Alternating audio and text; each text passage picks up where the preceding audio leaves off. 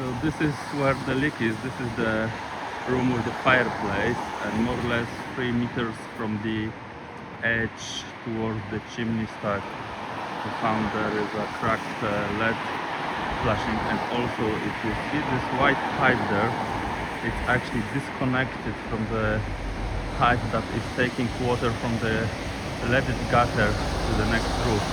So what I'm planning to do, I need some ropes, harness, and I'm gonna put myself in safe position to reconnect this pipe.